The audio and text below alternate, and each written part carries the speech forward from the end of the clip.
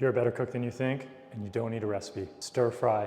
The absolute fuck it, what am I making tonight meal. Let's dive in to how to make it taste better. First things first, meat and veg. I like to go with a little bit of flour or cornstarch so that it gets a bit crispy, a little brown. It also helps add a little viscosity to the sauce. So I'm gonna add a little bit of flour and I'm using beef. Use whatever you got. Veg, I got some broccoli, so I'll do that. Beef and broccoli, nice one. But you can go red pepper, you can go carrots, you can go whatever veg you got, just unload the veg drawer. Before you buy anything for a stir fry, make sure you check your fridge door. You're probably gonna have an umami element. You're gonna have a soy sauce, an oyster sauce, a hoisin sauce, a teriyaki sauce.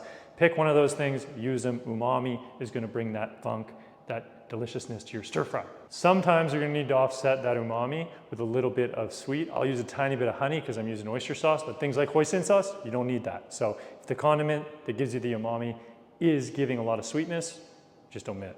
Aromatics, ginger, garlic are safe bets here. I have a weird combination because I made a green curry paste. I got galangal and lime leaf. I'm gonna do those. Crunch, I'm going peanuts, any nut works. Crispy wontons, whatever you got, anything crunchy. Crispy noodles, crispy ramen noodles, also good. Always nice to add a little bit of acidity, wake things up. I'm gonna add some apple cider vinegar, I think I have. Add that, get a little umami, sweet, salty combination going on.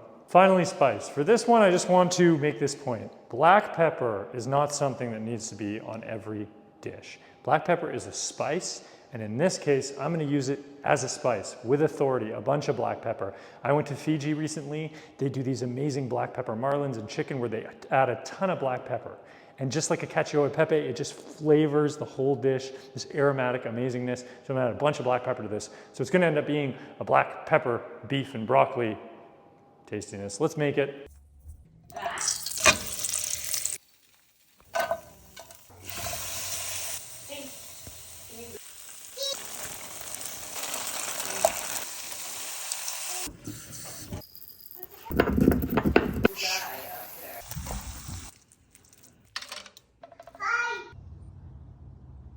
Listen, you gotta do your best to try and enjoy life, and part of that is cooking.